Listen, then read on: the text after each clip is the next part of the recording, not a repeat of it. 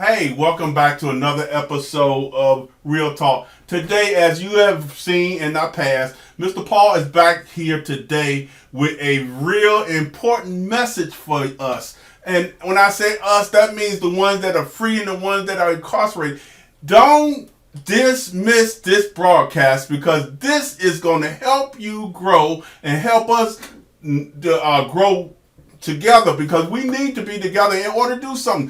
Mr. Paul has a super announcement that's burning in his spirit that he needs to tell you. Mr. Paul, welcome back to this studio once again. We are so happy to have you. Now, we're going to let you go until you get to. Remember now, what he's saying can be found if you're looking for it. Mr. Paul, go ahead. Thank you, Brother Holloman. And good to be back in the studio once again. It's been a minute, but I'm glad to be back. Been real busy with prison reentry. But what I want to talk about today is the reason why people are incarcerated, in my opinion. The system is what it is. It's unfair. And there's a lot of times it's based on economics. But to prevent young people from becoming incarcerated, or people becoming incarcerated, we got to teach people to be their own leaders. We got to teach people how to lead more instead of follow. One of the things I noticed that a lot of people that's incarcerated never finish high school. Did you know that? No. They haven't finished. Like 80% of people incarcerated are illiterate. Wow. So if you can't read and you can't function and you can't understand, how are you going to work? You know, who's going to hire you?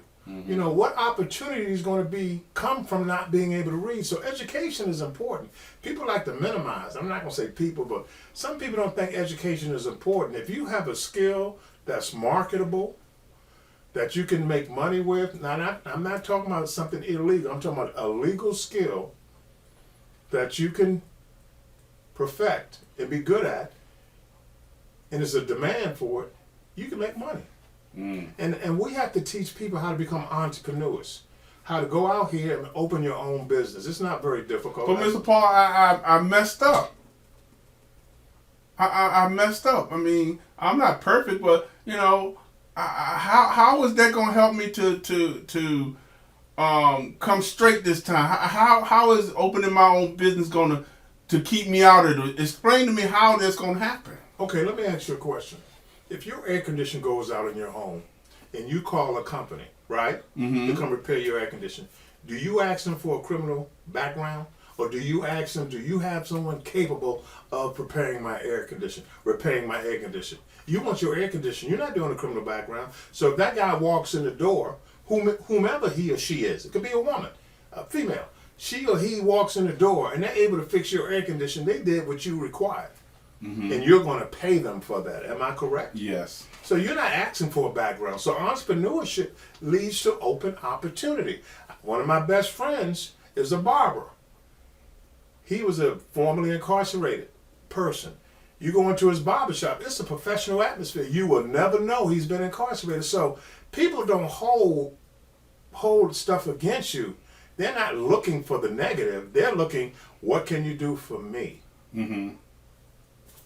Well, if that's the case, then why are you so passionate about whether you can head this off for our youth or anybody who's going there, or even somebody that's already in there? Why the compassion? Why the heartfelt? What is this going to do for you? Well, it could have been me. See, we all have a story. You know, we were born. I was not raised with a silver spoon.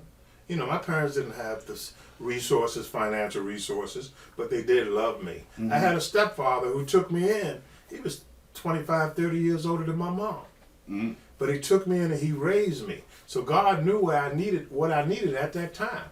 So he took me in, he raised me, made sure I went to church, made sure I had some foundational pieces. Now, we didn't have all the food we wanted to eat, and I didn't have all the clothes I wanted to wear, but he taught me how to work, how to save my money. So he had a presence in my life. So, and I got in trouble as well. I have some stories that we could talk about a little bit later, but I got through it. And you can get through anything if you're willing to do the work and be patient. But what a lot of people don't do, Brother Holloman, is they don't listen. Wow. They don't listen. See, a lot of people want to make up their minds not knowing what the truth is. Mm-hmm. And I always listen. I'm always in a position to listen to folk who's been there before me. Mm-hmm. So if I get that wisdom, I get that knowledge by listening, then I can move it to another level. And that's what it's truly about.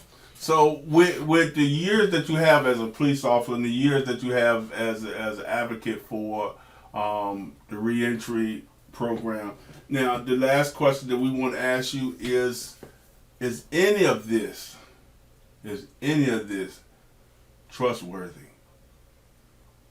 Is anything that you told us, is it trustworthy? We can go find these things out through public records? Well, it's the information you Google the number of people that's incarcerated. Google the number. It's over 1 million. Google the number of people who's released every year back into the society. It's somewhere around 600,000. I know it was last year. Mm-hmm. The numbers may vary. So what I'm telling you is true. People are Google how many people go to prison who's never been to trial. Mm-hmm. The numbers are there. Mm-hmm. Google how many people in prison or in jail are illiterate. The numbers are there. So the numbers don't lie.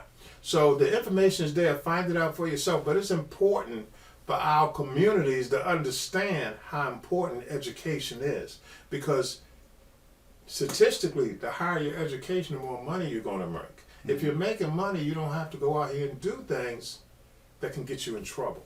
Right. You know? Mm-hmm. If we can't forget mental health, we can't forget mental health. And you keep saying mental health. You keep saying mental health, bro. Why is it so important to you about the mental health? Because if your mind's not right, how can you function?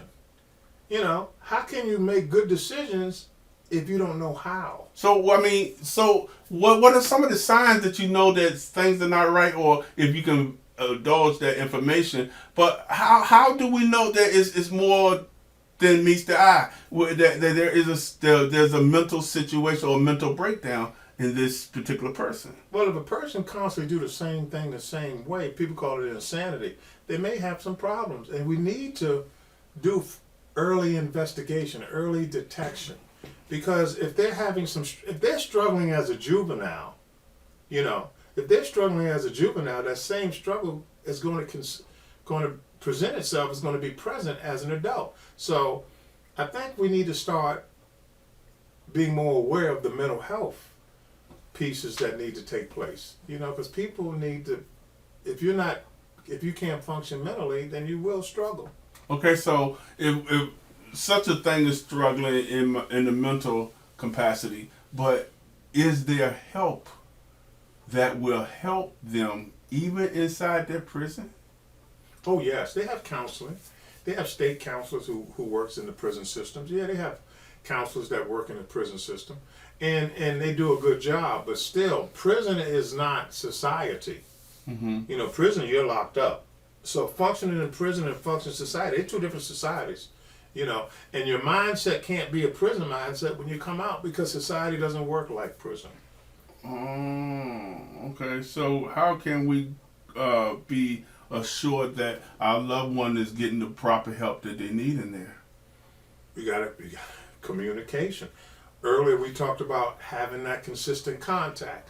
A lot of times people abandon their loved ones when they get incarcerated, when they get locked up. Why would you want to do that?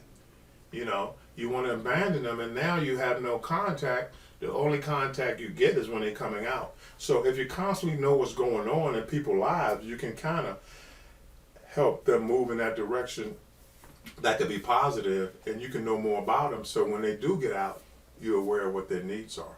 Okay, thank you, Mr. Paul, for coming past the studio again and enlightening us about what our loved ones can and cannot do, and that they must take some type of responsibility on themselves. This is Minister Holloman saying this is Real Talk. Call, write, email as soon as we put that information out there, that you can call us back and see what Mr. Paul is doing outside Real Talk Studio, that you can call him and let him know there is a loved one that you care about and that needs help. But we ask you to do one thing. Please do not waste his time. Please do not waste his time. He doesn't have time to waste doing an investigation to see what your loved one is doing. We need your loved one to take some initiative and do it themselves. And we gave you the information where you can find Mr. Paul. We gave you the information where you can email Mr. Paul. If your loved one is ready to come home and they're tired of playing games, give Mr. Paul a call, and he would be glad to work with you in any capacity that he can. This is Minister Holland said, real talk is real talk. Talk to you later. Have a blessed one.